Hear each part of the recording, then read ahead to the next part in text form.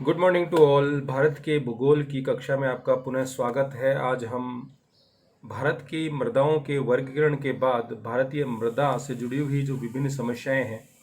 वो चाहे अपरदन से संबंधित हो, क्षारीयता से, लवणीयता से, या विभिन्न औद्योगिक व कृषिगत गतिविधियों के कारण मृदा के अंदर जो प्रदूषण की जो समस्याएं हैं, उनके ऊपर आज हम चर्चा करेंगे। ICAR Indian council of agriculture research के अनुसार भारत की जो मृदा है उसका लगभग 60% जो भाग है वो मृदा क्षरण की समस्या से ग्रसित है। और जिस देश की 2/3 जो पॉपुलेशन है वो कृषि के ऊपर अपनी आर्थिक गतिविधियों को संचालित करती है, उस दृष्टिकोण से मृदा की उत्पादकता और उत्पादन दोनों ही दृष्टिकोण से कितना महत्व है, इसको हम समझ सकते हैं। आज जो हमारी जो क्लास है उसके ऊपर हम जो मृदा से जुड़ी हुई जो समस्याएं हैं उनके ऊपर चर्चा करेंगे, और उसका जो टॉपिक है उसको भी हमने भारत में जो मृदा समस्याएं हैं उनको ही लिया है। सबसे पहले जो मैं सिस्टमेटिक रूप से हम इसको चलेंगे, उससे पहले भारत में जो मृदाएं हैं उसको मैंने समस्याओं को 2 वर्गों में वर्गीकृत कर उसका अध्ययन मैंने आपके समक्ष प्रस्तुत किया है। पहला जो है वो है मृदा अपरदन को लेकर है, और दूसरा है मृदा प्रदूषण को लेकर। दोनों ही चीज़ों का, अपरदन और जो प्रदूषण, दोनों ही चीज़ों को यहाँ हम अलग अलग अध्ययन के रूप में लेंगे और उनको स्पष्ट करने की कोशिश करेंगे कि अपरदन और जो प्रदूषण की जो समस्याएं भारतीय मृदा के संदर्भ में हैं उनके क्या क्या कारण हैं और उनके लिए हम क्या समाधान कर सकते हैं। जब हम अपरदन की बात करते हैं तो अपरदन को अगर हम परिभाषित करें तो हम ये कहते हैं कि नदियों या विभिन्न प्रक्रमों की जब हम बात करते हैं, वो प्रक्रम नदी हो सकती है, वायु हो सकती है, सागरीय तरंगे हो सकती है, ग्लेशियर हो सकता है, उनके माध्यम से मृदा का एक भाग से दूसरे भाग में स्थानांतरण कर देना ही अपरदन कहलाता है। कई बार अपक्ष और अपरदन की जब हम बात करते हैं तो अपक्ष एक स्थानिक प्रक्रिया है, उसमें गति नहीं होती। जब अपरदन वह प्रक्रिया है जिसमें एक डायनेमिक प्रोसेस होता है, गतिकी होती है, जिसमें पदार्थों का, चट्टानों का, कंकर पत्थरों का एक स्थान से दूसरे स्थान पर स्थानांतरण होता है। अब यहाँ जो मृदा अपरदन है उसके लिए विभिन्न कारक जो जिम्मेदार हैं, चाहे वो जलीय अपरदन हो, चाहे वो वायु के द्वारा अपरदन हो या सागरीय तरंगों के द्वारा अपरदन हो, उन सबको हम यहाँ स्लाइड के माध्यम से अध्ययन करने की कोशिश करेंगे। आज का हमारा जो विषय है वो भी भारत में जो मृदा समस्याएं हैं वही है। अब हम यहाँ जो नेक्स्ट स्लाइड हमारी है उसमें हम देख रहे हैं कि मृदा अपरदन जो होता है उसके अंदर जैसे जलीय अपरदन है, सागरीय अपरदन है, वायु द्वारा अपरदन, हिमानी द्वारा, वनोन्मूलन, जुताई द्वारा। अब जलीय अपरदन जो होता है तो जलीय जो प्रक्रम है उसके द्वारा मृदाओं का एक स्थान से दूसरे स्थान पर स्थानांतरण कर देना, या धरातल के ऊपरी जो उपजाऊ मृदा होती है उसका स्थानांतरण कहीं अन्यत्र कर दिया जाता है। तो जिस स्थान से मृदा का क्षरण हुआ है, अपरदित हुई है, वहाँ मृदा की जो उत्पादकता है, क्षमता जो होती है वो कम हो जाती है। अब ये जो जलीय अपरदन होता है इसको भी हमने 4 भागों में डिवाइड करके अध्ययन किया है। एक तो चादरी अपरदन जिसको हम कहते हैं शीट इरोजन, एक अवनालिका अपरदन या नालिका अपरदन व अवनालिका अपरदन, यानी कि रिल इरोजन और गली इरोजन, और बेहड़ीकर यानी जो रिवाइंस जो बनती है नदियों के द्वारा उनका, और पंकवा के द्वारा भी जो जलीय अपरदन के द्वारा ये घटनाएं घटित होती हैं उनको हम यहाँ अध्ययन करेंगे। अब एक एक स्लाइड में हम देखें तो जलीय अपरदन की अगर हम बात करें तो यहाँ जलीय अपरदन को अगर हम देखें तो मैंने कहा कि इसको परिभाषित स्तर पे अगर हम देखें तो जलीय अपरदन की जब हमने बात की तो जल द्वारा मिट्टी के घुलनशील पदार्थों का पृथक्करण या घोलीकरण, यानी उसको डिसइंटीग्रेट करना, घोलीकरण यानी सॉल्यूशन करना, ये जल अपरदन कहलाता है। यानी पानी जब मिट्टी के जो ऊपरी जो कण हैं, जो पदार्थ होते हैं, उनको अपने साथ घोल कर सॉल्यूशन के रूप में बहाकर ले जाता है तो उसको हम जलीय अपरदन कहते हैं। लेकिन जब पानी के टकराने से, फोर्सफुली टकराने से जब मिट्टी का स्थानांतरण होता है तो उसको हाइड्रोलिक क्रिया कहते हैं। और यहाँ जलीय अपरदन और जल गति क्रिया दोनों ही अपरदन के कारण है, लेकिन उसके अंदर जब तेज बारिश होती है या पानी का बहाव जहाँ पे ढाल अधिक होता है, वहाँ पर जो मिट्टी का स्थानांतरण जो होता है वो जल गति क्रिया के द्वारा होता है, जिसे जल गति क्रिया भी कहते हैं। चादर जो अपर्दन है, जब उसकी हम बात करते हैं, शीट इरोजन की जब हम बात करते हैं, तो शीट इरोजन का मतलब होता है चाहे वो वायु के द्वारा हो, चाहे वो जल के द्वारा हो, मृदा की ऊपरी परत का उड़ाकर ले जाना ही जलीय अपर्दन कहलाता है, शीट इरोजन कहलाता है। अब यहाँ आपने कहा कि स्पेस क्रेटर या स्पेस इरोजन, तो ये जो चीज़ें हैं यहाँ हम बात करें तो होता ये है कि जब बारिश की जो बूंदें पृथ्वी के धरातल पर गिरती हैं तो उसके गिरने से वहाँ पर छोटे छोटे गड्ढों का निर्माण हो जाता है, तो उसको हम जो कहते हैं क्रेटर के रूप में वहाँ पर छोटे छोटे गड्ढे बन जाते हैं, तो उनको हम स्पेस क्रेटर के नाम से जानते हैं। जबकि जब इरोजन की बात करते हैं तो इन गड्ढों से या ऊपरी धरातल से मिट्टी एक स्थान पर दूसरे स्थान पर स्थानांतरित कर दी जाती है, तब वो स्थिति पैदा होती है। अब भारत में अगर जब शीट इरोजन की बात करते हैं तो भारत में शीट इरोजन से औसतन 2 इंच मोटी परत जो है प्रति वर्ष अपर्दित हो जाती है। तो ये बहुत बड़ी मृदा की उपजाऊपन का एक बहुत बड़ा नुकसान है, जो 2 इंच मोटी परत का ह्रास हो रहा है वो। अगर हम भारत में देखें तो जो जलीय अपर्दन की बात करें तो सतलज गंगा का मैदान या पूर्वी तटवर्ती जो मैदानी क्षेत्र हैं जहाँ पर जो नदियाँ बहकर जाती हैं, उनके द्वारा इस तरह का जो शीट इरोजन है वो देखने को मिलता है। लेकिन राजस्थान के पश्चिम भाग की बात करें तो वहाँ वायु के द्वारा जो है शीट इरोजन की प्रक्रिया संपादित की जाती है। अब बात आती है कि नलिका व अवनलिका अपर्दन, रिल एंड गली इरोजन की जब हम बात करते हैं तो जब तीव्र ढाल हो, किसी स्थान पर ढाल तीव्र हो और जल का वेग अधिक होता है, तो वहाँ पर इस तरह के जो इरोजन है वो अधिक देखने को मिलते हैं। अब जब छोटी छोटी जब नदियाँ जब आरंभ से बहती है तो उनका वेग भी कम होता है क्योंकि उसमें पानी की मात्रा कम होती है, तो वहाँ पर नदियों के द्वारा छोटी छोटी नालियों का निर्माण कर दिया जाता है, जिनकी अंगुलियोकार नलिकाएं होती हैं, जब उनको हम रिल कहते हैं। जब रिल जो होती हैं जो नलिका होती है उसका जब पानी की मात्रा बढ़ जाती है या ढाल की क्षमता बढ़ जाती है, तो वहाँ पर रिल ज़्यादा विस्तृत होकर जो गली का जो निर्माण कर लेती है। और जब गली का भी विस्तृत रूप हो जाता है तो उन क्षेत्रों के अंदर जो है रिवाइंस जो होती हैं उनका निर्माण हो जाता है। और रिवाइंस जैसे कि हमने चंबल के बीएड में देखा, उस तरह की जो स्थितियां हैं हमें।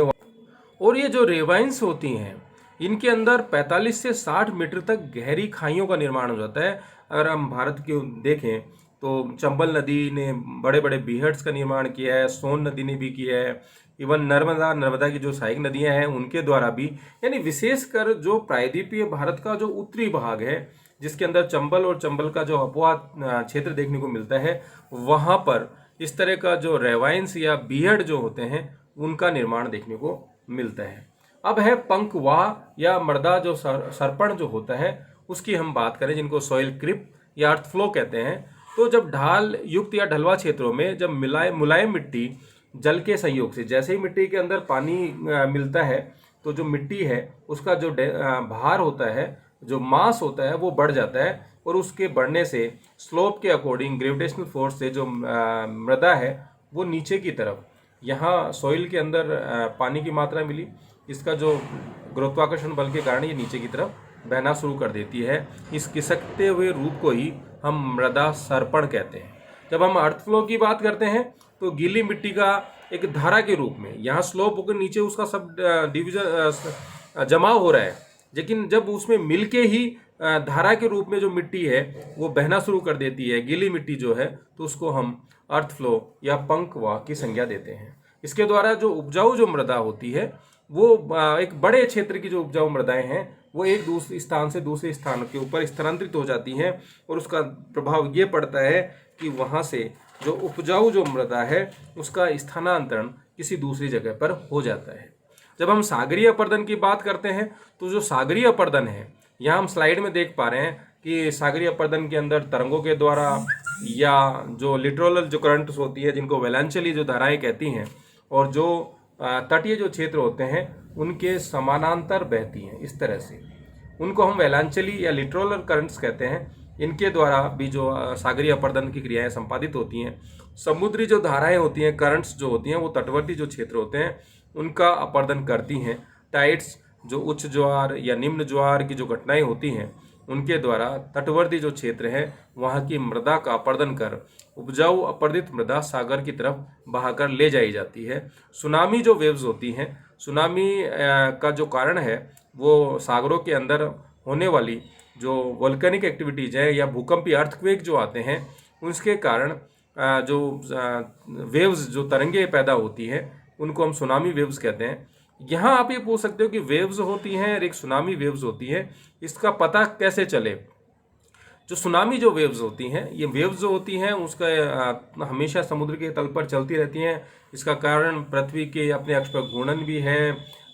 हवाओं का जो सनातन जो पवने हैं उसके साथ बहकर जाना भी है, ये कई कारण हैं। लेकिन जब सुनामी की बात करते हैं तो समुद्र के आंतरिक भागों के अंदर या तो वोल्केनिक एक्टिविटीज़ हो या अर्थक्वेक आ रहे हों तो उनके कारण जो सुनामी जो है जो वेव्स होती हैं वो पैदा होती हैं। उसमें होता यह है कि ये समुद्र का जो ऊपरी सतह वाला भाग होता है ये उसकी तली होती है, तो सुनामी के अंदर ऊपर से लेकर नीचे तक जल का जो मूवमेंट होता है वो लहरों के रूप में होता है। जब सामान्य तरंगों की जब हम बात करते हैं तो सामान्य तरंगे समुद्र के ऊपरी भागों के अंदर इस तरह से प्रभावित होती हैं, तो ये अंतर होता है। और ये जो सुनामी वाली जो वेव्स होती हैं जब ये तटवर्ती क्षेत्रों के अंदर टकराती हैं तो यहाँ से तटवर्ती क्षेत्रों के ऊपर इनका जो जल स्तर है वो लगभग 50 फीट तक भी उठ जाता है या 50 मीटर तक भी देखने को मिलता है। कई बार इस तरह की घटनाएं भी देखने को मिली हैं, तो ये एक महत्वपूर्ण अंतर इनके अंदर देखने को मिलता है। अब समुद्री लहरों पर लहरों द्वारा दी गई जो दूरी होती है, जो लहरें जो समुद्र की सतह पर चलती हैं और वो इस तरह से जो सतह पर चलती हैं और ये जो तय की गई दूरी है इन दोनों के बीच की जो दूरी होती है जिसको तरंग दैर्घ्य भी कहते हैं, तो ये जो दूरी होती है इसको हम फेच कहते हैं। और फेच जितना ज़्यादा लंबा होता है समुद्री जो तरंगें होती हैं वो उतनी ही ज़्यादा तीव्र होती हैं और अपरदन की जो प्रक्रियाएं उतनी ही ज़्यादा वहाँ पर संपादित की जाती हैं। वायु के द्वारा, हिमानी के द्वारा, जुताई के द्वारा भी जो अपरदन की जो क्रियाएं जो घटित होती हैं उनका हम अध्ययन करते हैं। जब वायु अपरदन की बात करते हैं तो क्षेत्रीय दृष्टिकोण की अगर हम बात करें तो हमने कहा कि राजस्थान का जो पश्चिमी भाग है वहाँ पर जो अपरदन होगा वो वायु अपरदन होगा, या आप कश्मीर और ऊपर वाला जो ग्लेशियर वाला जो एरिया है वहाँ पर जो ये अपरदन की जो घटनाएं यहाँ घटित की जाती हैं वो हिमानी या ग्लेशियर के द्वारा अपरदन की प्रक्रियाएं। और ये भी जब ये हिमानी पिघलने लग जाती हैं वहाँ संपर्क में आने वाली चट्टानें जो होती हैं उनका वहाँ पे कटाव हो जाता है, समीपवर्ती जो मृदा है उसका जो कटाई हो जाता है, तो ये अपरदन की प्रक्रियाएं। जुताई जो होती है कृषकों को द्वारा की जाए या कई बार जो शिफ्टिंग कल्टीवेशन करते हैं उन क्षेत्रों के अंदर अस्थायी जुताई कर दी जाती है, तो वहाँ पर मृदा के जो कण होते हैं वो असंगठित हो जाते हैं और वो विभिन्न प्रक्रम चाहे वो वायु हो, हिमानी हो या जल हो, उनके द्वारा मिट्टी एक स्थान से दूसरे स्थान पर अपरदित हो जाती है।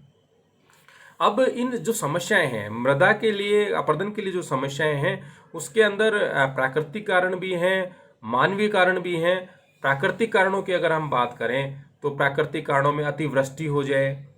तो वो उन स्थिति के अंदर, या लैंडस्लाइड प्राकृतिक रूप से हो जाए तो वहाँ पर जो वनों का क्षय भी स्वतः हो जाता है, तो उन क्षेत्रों के अंदर वनों का जो मृदा है उसका अपरदन की प्रक्रियाएं संपादित होती हैं। सागरवर्ती तटवर्ती क्षेत्रों के अंदर चाहे वो सुनामी हो या सागरीय तरंगों का वेग हो, तो उन क्षेत्रों के अंदर जो अपरदन मृदा का किया जाता है तटवर्ती क्षेत्रों के अंदर वो प्राकृतिक कारकों के अंदर ही सम्मिलित किया जाता है। अब हम बात करते हैं कि मानवीय गतिविधियां जो कि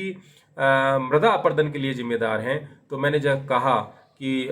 जो कृषि की जो प्रक्रियाएं हैं, सिंचाई की जो प्रक्रियाएं हैं, मनुष्य के द्वारा या अर्बनाइजेशन की प्रक्रिया के द्वारा वनों का अत्यधिक काटा जाना है, वनोन्मूलन की जो प्रक्रिया कहते हैं जिसको डिफॉरेस्टेशन कहते हैं, तो यहाँ हम सबसे पहले वनोन्मूलन की बात करेंगे। और वनोन्मूलन की जब बात करते हैं तो वनों का मनुष्य के द्वारा अत्यधिक काटा जाना ही डिफॉरेस्टेशन कहलाता है। अब वनों का महत्व क्या है, मृदा के दृष्टिकोण से उसका महत्व क्या है, ये बड़ा महत्वपूर्ण है क्योंकि हम वनोन्मूलन से नुकसान हो रहा है उसको हम आइडेंटिफाई कर रहे हैं कि मृदा जो है वो अपरदित हो रही है, उपजाऊ जो मृदा है एक स्थान से दूसरे स्थान पर बहकर चली जा रही है, और मृदा की जो उत्पादकता है, उत्पादन क्षमता है, उसकी जो रासायनिक संरचनाओं में परिवर्तन हो जाता है, या वहाँ पे ऊसर की समस्या या इस तरह की समस्याएं देखने को मिलती है। तो वन अगर होते हैं तो उसका क्या सकारात्मक प्रभाव पड़ता है वो सबसे पहले हमें देखना चाहिए। जो वन होते हैं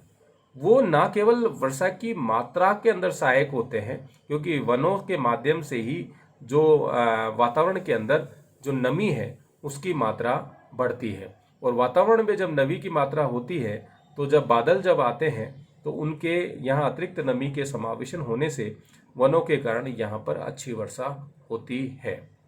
दूसरा है, जो वन होते हैं वो अपनी जड़ों के द्वारा जो आसपास की जो मृदाएं होती हैं उनको बांध के रखती हैं, उनको संगठित रखती हैं, जिससे कि जल के प्रवाह से इन मिट्टियों का अपरदन नहीं हो पाता है। दूसरी चीज़ जो है वो इम्पोर्टेंट है कि जब बारिश होती है और तेज़ बारिश होती है तो जो पेड़ जो होते हैं वो होने वाली बारिश की बूंदों के रोक कर उसके प्रवाह को, उसकी वेलोसिटी को, उसकी गति को कम कर देते हैं। जब ये धरातल पर पानी गिरता है तो इन पेड़ों की पत्तियों से उसका वेग कम होने से जो धरातल की जो मृदा है उसका जो अपरदन है वो कम हो जाता है। साथ ही वनों के द्वारा ही जब हमने मृदा की बात की, मृदा के अंदर ह्यूमस की बात की, तो मृदा के अंदर जो ह्यूमस है उसकी जो प्राप्ति होती है वो वन या वनों की पत्तियों के द्वारा ही अधिक उसका महत्वपूर्ण जो रोल होता है। अब भारत के अंदर जो शिफ्टिंग कल्टीवेशन या झूमिंग कृषि, यानी झूमिंग कृषि वनों को काट देना, 3-4 वर्ष तक वहाँ फसल प्राप्त कर लेना और उसके बाद अन्यत्र जाके जो कृषि गतिविधियाँ संचालित की जाती है। तो ये जो शिफ्टिंग कल्टीवेशन के कारण भी भारत के अंदर व्यापक स्तर पर जो वनोन्मूलन, वनों को काटा जाना देखने को मिलता है। विशेषकर जो पहाड़ी क्षेत्र जहाँ पे सघन वन मिलते हैं और सामान्यतः ये जो क्षेत्र होते हैं वो वनस्पति के दृष्टिकोण से काफ़ी महत्वपूर्ण होते हैं। और ये जो स्थानांतरित जो कृषि की जाती है उसको सामान्य हम झूमिंग कृषि के रूप से जानते हैं। लेकिन भारत में इन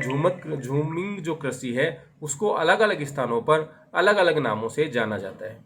नॉर्थ ईस्ट की या उत्तर पूर्वी भारत की बात करें तो वहाँ इसे झूमिंग कृषि कहते हैं। उड़ीसा की बात करें तो पोडू, डाबी, कमान, बिंगा नामों से जाना जाता है। आंध्र प्रदेश की बात करें तो उसको पोडू कहा जाता है। मध्य प्रदेश की बात करें तो इन झूमिंग कृषि या शिफ्टिंग कल्टीवेशन को बस्तर जो डिस्ट्रिक्ट है वहाँ पर दीपा नाम से और अन्यत्र स्थानों पर देवार नाम से जाना जाता है। केरल के अंदर जो शिफ्टिंग कल्टीवेशन होती है उसको कुमारी नाम से। तो विभिन्न प्रतियोगी परीक्षाओं में आपसे पूछ लिया जाता है कि विभिन्न क्षेत्रों के अंदर झूमिंग कृषि या शिफ्टिंग कल्टीवेशन को किस किस नामों से जाना जाता है। आपसे इस तरह के मैच वाले जो सवाल होते हैं वो पूछ लिए जाते हैं, तो ये आपके लिए बहुत महत्वपूर्ण। अब हम बात करते हैं मृदा प्रदूषण की, सॉइल पॉल्यूशन की। जब हम पॉल्यूशन की बात करते हैं तो यहाँ दो चीज़ें आपको पता होनी चाहिए। एक तो होता है मृदा का अवनयन यानी सॉइल डिग्रेडेशन, एक होता है सॉइल पॉल्यूशन। जब मिट्टी की भौतिक व रासायनिक संरचनाओं में उसी स्थान पर यानी उस स्व स्थान पर जब परिवर्तन हो जाता है, उसमें ह्रास हो जाता है, तो उस मौलिक संरचनाओं में परिवर्तन को ही हम मृदा प्रदूषण कहते हैं। जब प्रदूषण कहते हैं तो एक किसी अतिरिक्त अनावश्यक चीज का समावेश हो जाना या किसी महत्वपूर्ण चीज का उसमें से क्षय हो जाना, ये दोनों ही स्थितियां प्रदूषण को दिखाती हैं। जब हम डिग्रेडेशन की बात करते हैं तो मृदा की गुणवत्ता में कमी होना, इसमें कोई संदेह नहीं है कि प्रदूषण होता है तो उसके माध्यम से भी मृदा की गुणवत्ता में कमी होती है, लेकिन उस गुणवत्ता में कमी को हम सॉइल डिग्रेडेशन या मृदा अवनयन के नाम से जानते हैं। जबकि उसकी रासायनिक व भौतिक संरचनाओं में मानवीय गतिविधियों के लिए द्वारा कह लीजिए या प्राकृतिक रूप से भी इस तरह की अगर कोई घटनाएं घटित होती हैं तो उसको भी हम प्रदूषण की श्रेणी में रखते हैं। अब आता है कि ऊष्मीकरण की बात करें तो ऊष्मीकरण की जब हम बात करते हैं तो उसके अंदर अम्लीयता और क्षारीयता की बात करते हैं। जब पृथ्वी के धरातल के ऊपर हमने जब मृदाओं का वर्गीकरण किया, हमने जब पंजाब और हरियाणा और यूपी के अंदर अत्यधिक कृषि करने से, सिंचाई करने से या वहाँ पर अत्यधिक रासायनिक उर्वरकों का प्रयोग करने से मृदा के ऊपरी भागों के अंदर नमक की जो परतें जम जाती हैं, तो उस तरह की जो स्थितियाँ देखने को मिलती है तो वहाँ कहीं न कहीं उसमें क्षारीयता की मात्रा बढ़ जाती है और उसके कारण जो मृदा की जो गुणवत्ता है उसमें कमी आ जाती है। तब हमने आपसे ये भी कहा था कि जहाँ पर इस तरह की अम्लता या क्षारीयता की समस्याएं होती है उसमें जिप्सम का प्रयोग करके, पानी के निकास की व्यवस्था करके उसकी गुणवत्ता को सुधारा जा सकता है। अब ये जो पीएच वैल्यू के आधार पे हम अम्लीयता या क्षारीयता को निर्धारित करते हैं। पीएच वैल्यू का मतलब होता है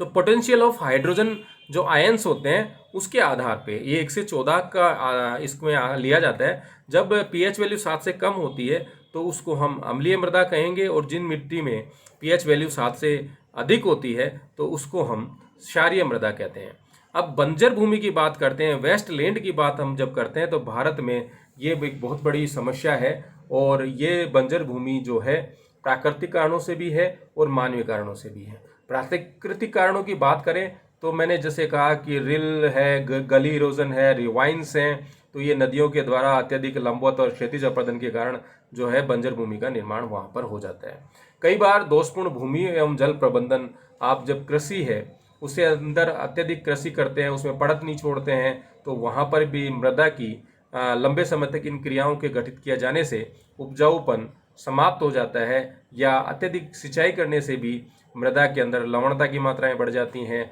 और वो भूमि की उपजाऊ क्षमता कम होने से वह बंजर भूमि के अंदर तब्दील हो जाती है। नेक्स्ट स्लाइड में हम कहें कि इस बंजर भूमि के लिए वनोन्मूलन, वैसे वनोन्मूलन के लिए हमको बताया कि वनोन्मूलन होने से मृदा अपरदन की जो घटनाएं हैं वो घटित ज़्यादा हो जाती हैं, और अपरदन के कारण उन क्षेत्र विशेष के अंदर जो मृदा है उसका उपजाऊपन कम हो जाता है, और जो फाइन जो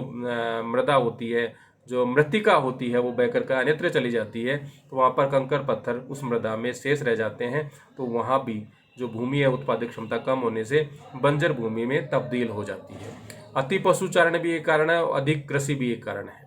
जब हम अत्यधिक कृषि करते हैं, रबी, खरीफ, जायद, और लगातार उसके अंदर सिंचाई करते हैं, लगातार उसके अंदर उर्वरकों का प्रयोग करते हैं, अत्यधिक पशुचारण करने से मृदा की जो अपरदन जो क्षमताएं हैं वो अधिक हो जाती हैं, तो उसके कारण भी किसी क्षेत्र विशेष के अंदर जो है बंजर भूमि के निर्माण की जो प्रक्रिया है वो बढ़ जाती है। पश्चिमी राजस्थान में डेजर्ट के लिए जो ओवर ग्रेजिंग को एक महत्वपूर्ण, या अति पशुचारण को एक महत्वपूर्ण कारण माना गया है।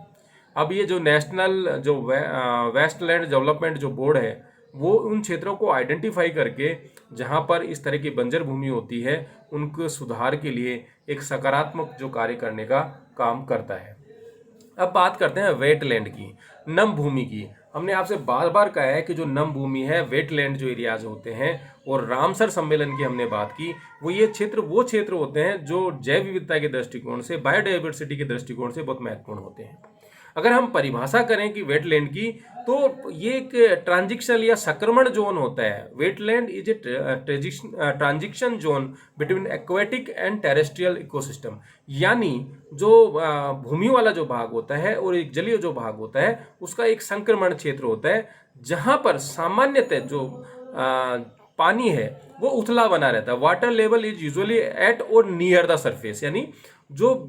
तटीय जो क्षेत्र होते हैं वहां पर, या जहां पर जल की उपलब्धता अधिक होती है, वो चाहे नहर भी हो सकती है, तालाब भी हो सकता है, झील भी हो सकती है, तो वहां के निकटवर्ती जो सरफेस होता है वहां पर उसका जल स्तर लगभग ऊपर तक रहता है, और वहां पर जो शैलो वाटर जो होता है या उथला जो जल होता है उन क्षेत्रों को हम वेटलैंड के अंदर शामिल करते हैं। अब वेटलैंड को भी हमने क्लासिफाई किया है अलग अलग, उसमें marsh, swamp, flood plain, shallow peatlands, littoral zones और टाइडल जो मार्सेस होते हैं वो। तो यहाँ थोड़ा सा आपको इनके ऊपर थोड़ा सा डिफ्रेंशिएट हमको करना पड़ेगा कि इसमें अंतर क्या होता है, क्योंकि ये चीज़ें जो होती हैं, जो हम मार्स की बात करते हैं तो ये वह क्षेत्र होता है जो ग्रीष्मकाल के अंदर यहाँ पर उस एरिया के अंदर पानी की कमी हो जाती है, यानी वह दलदली भाग जो ग्रीष्मकाल में जलावृत नहीं होता उसको हम मार्श कहते हैं। जब स्वैम्प की बात करते हैं तो वहाँ जो एरिया होता है वहाँ वर्ष भर वह जलमग्न क्षेत्र के अंदर, और जो खादर वाले जो क्षेत्र होते हैं, हमने जब मृदा का वर्गीकरण किया था, जब हम अलुवियल जलोढ़ मृदाओं का वर्गीकरण किया था, तब आपको खादर, बांगर, भाबर, तराई, इन सब चीज़ों का आपको एक्सप्लेन किया था। दो जो फ्लड प्लेन्स होते हैं वो एरियाज जिनके अंदर नदियों की बाढ़ के द्वारा नवीन मृदाओं का जो क्षेपण किया जाता है, उन क्षेत्रों को हम फ्लड प्लेन के अंदर शामिल किया जाता है, विशेषकर जो खादर वाला जो क्षेत्र होता है उसको। अब यहाँ जो लिटोरल जोन है इसको हम ये कहते हैं कि जब तटवर्ती क्षेत्रों के अंदर जो उच्च ज्वार और जो निम्न ज्वार की जो स्थिति होती है, उन दोनों के बीच वाला जो क्षेत्र होता है, यानी उच्च ज्वार तक जो पानी स्थलीय भागों तक पहुंच पाता है वो, और निम्न ज्वार तक जहाँ तक पानी तटवर्ती क्षेत्रों में रहता है वो, उन दोनों के जो बीच का जो भाग होता है उसको हम वेलांचली जोन या लिटोरल जोन के रूप से जानते हैं। टाइडल जो मासेस होते हैं इनको हम बैकवाटर जो एरियाज होते हैं उसके अंदर भी शामिल करते हैं, जो बैकवाटर लेक्स होती है। जैसे मैंने आपको केरल जो डिस्ट्रिक्ट है उसका जब आपको अध्ययन करवाया था तो मैंने वेमनाड लेक की बात भी की थी, अगस्त्यमुंडाई जो लेक है उसकी भी मैंने बात की थी। तो वो चीज़ें यहाँ इम्पोर्टेंट हो जाती हैं। अब हम बात करते हैं कि भारत के अंदर जो ये अपरदन से, मृदाओं के क्षरण से कितना जो एरिया है वो प्रभावित हो चुका है, ये जो फैक्ट है हमारे लिए महत्वपूर्ण होता है। अब यहाँ हम बात करें तो बीहड़ क्षेत्रों के दृष्टिकोण से हम बात करें तो यहाँ इसमें हम देख रहे हैं कि जो बीहड़ों का क्षेत्रफल लाख हेक्टेयर की हम बात कर रहे हैं, तो यहाँ सबसे ज़्यादा जो बीहड़ जो एरिया है वो भारत के अंदर यूपी के अंदर देखने को मिलता है और वो है 12.30 लाख हेक्टेयर। दूसरे नंबर पे मध्य प्रदेश 6.83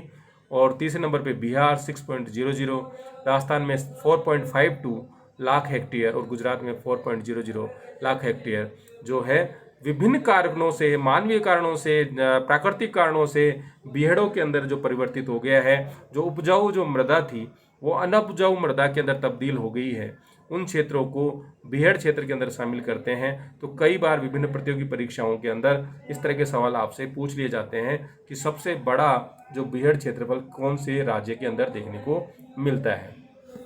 अब जो भारत में जो बंजर भूमि है उसकी हम बात करें तो उस बंजर भूमि के निर्माण के लिए कौन कौन से कारक जिम्मेदार रहे हैं या कौन सी प्रक्रियाओं के द्वारा किनका कितना प्रतिशत रोल रहा है, वो चीज़ अगर हम बात करें तो जल अपर्दन के द्वारा 56% जो भूमि है वो बंजर भूमि तब्दील हुई है। वन भूमि क्षरण के द्वारा 28%, पवन द्वारा अपर्दन से 10% और लवणीयता और क्षारीयता जो पूर्णतः मानवीय कृषि, मानवीय रासायनिक उर्वरकों के उपयोग के कारण ही जिम्मेदार रही है, वो उसके लिए जिम्मेदार है। और ICAR जैसे मैंने पूर्व में बताया कि भारत में 60% भूमि मृदा क्षरण की समस्या से ग्रसित है। कई बार जब हम इसकी बात करते हैं कि भाई भारत के अंदर जो अपर्दित जो क्षेत्र है वो, उसके लिए आप एक डायग्राम के द्वारा एक्सप्लेन कीजिए, तो आपको फ्री हैंड एक डायग्राम बनाना चाहिए कि कौन सा क्षेत्र वायु के द्वारा, कौन सा क्षेत्र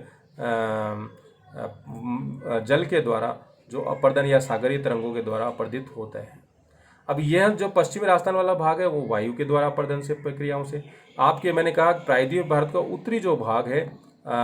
वो आपके जो नदियों के द्वारा जो गली रिल और रेवाइंस के द्वारा जो अपर्दित जो क्षेत्र है वो, और जितना भी तटवर्ती जो क्षेत्र होता है वो सागरीय तरंगों के द्वारा। साथ ही इन पश्चिमी और पूर्वी तटीय क्षेत्रों के अंदर जो पश्चिमी घाट के अंदर जो नदियाँ बहती हैं वो तीव्र वेग से, छोटी नदियाँ होती हैं लेकिन इनके द्वारा जो गली जो इरोजन है, रिल जो इरोजन है वो ज़्यादा देखने को मिलता है। और जो उत्तर का जो विशाल मैदानी क्षेत्र है जिसका निर्माण भी जो प्रायद्वीपीय भारत की और हिमालय से आने वाली जो नदियाँ हैं उनके द्वारा हुआ है, तो उन नदियों ने भी इस क्षेत्र के अंदर जो अपर्दन की जो प्रक्रियाएं हैं उनको काफ़ी अधिक बढ़ाया है। तो इस तरह से ये हमने आज अपर्दन का